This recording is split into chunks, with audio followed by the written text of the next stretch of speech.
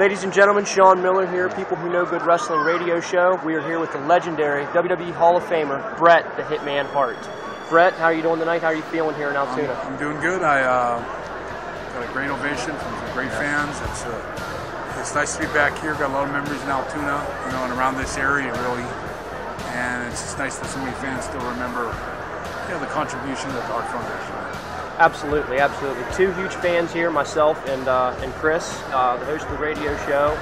We've been at this a long time, and we've been, you know, waiting for the opportunity to meet yourselves. We've been watching a lot of the stuff that you've been doing, even up to today of. We always get all the DVDs and things about you, and I want to say your action figure was the hardest one to find for myself in the area that I grew up, that we both grew up living in.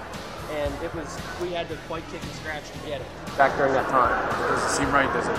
No, sir, it doesn't. I want to go ahead and let my friend Chris here take over, but real quick, a question that we always receive is, when you came back to the WWE back in 2009, a lot of questions that we seem to get is, why did we ever see Bret return in the pink and black so much, as opposed to, you know, what we remember before? Well, I think Hitman Hart that got injured and stopped wrestling in 2000. That Bret Hitman Hart never come back. And I've never put on my wrestling kits since the day I retired that day. You know, going back and doing what I did with Vince McMahon was a slightly different kind of occasion, but you know, it was still a memorable match for me, and it was a great thing to come back. And there's a lot to be said about all of that. They going back with Vince, shaking hands with Sean, what that meant. You know, how valuable that might have meant, with the meaning of that for fans around the world, and the fact that you know, I had a chance to get back in the ring and just do something that you know, was able to just bring a smile to my fans around the world. I myself was one of those many fans who just, for years and years, it ain't right without Bret, and we're so glad that you did come back and that, you know, you were able to basically settle your scores and, you know, give the fans exactly what we all were waiting for so long. And I want to say it is such a true honor to meet you and be in your presence right now. And real quick, I want to pass the ball over to Chris Clites. I'm sure he has one more question, and we'll get out of your hair. Okay. All right, my question is, we reunited, you know, the Hart Foundation. How does that feel?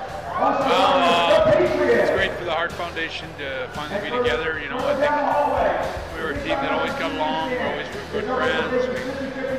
You know, guys that never really never had any conflict with one another. And I think between all three of us, we got nothing but good memories. But you know, looking at Anvil, you don't know when the next time you see all three of us together again.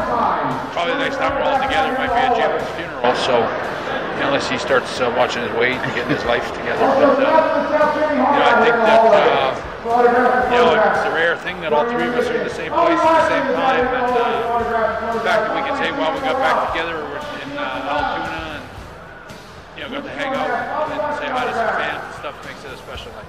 And since we do our main focus is independent wrestling, we do have a lot of young aspiring wrestlers. Do you have any words that you could you know, send out to the young aspiring wrestlers right now? Well,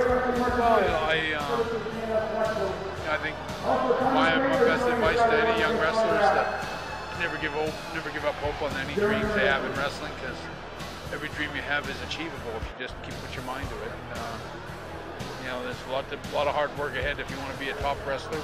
Being a great champion wrestler and a star wrestler is a hard job, and it's a lot of dedication and a lot of intestinal fortitude and imagination, and there's so many things that go into it. But there's plenty of room for all the young talent out there. You know, guys like Punk and Ryan Daniels and some of these guys that are carrying the banner today, they're doing a good job.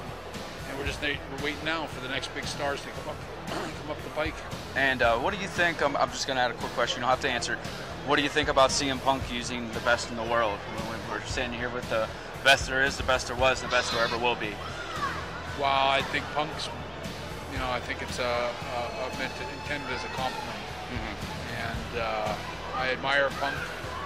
He's a phenomenal wrestler, and he's got a lot of great innovation and creativity in him, and he's a pleasure to watch. And if I could be any kind of inspiration to him and young wrestlers like him, they can take the best there is, the best there was, and they can ride on it as much as they can. And is this the last stop for the Heart Attack tour? We got one more day tomorrow. Okay. But we're all having fun. It's a special night, especially a Saturday night. That's right. Thank you, sir. Friday night. Yep. Yes, sir. Friday night. Bret, for you, it could be any night of the week. You tell us. We'll believe it. Well, when you're with Jim Amble, That's you true. get the days mixed up. I understand. Sir, thank you very much for your time. sir. Honestly, I can't say enough. It's amazing to be standing here in front of you right now. And thank you very much, sir. Appreciate it.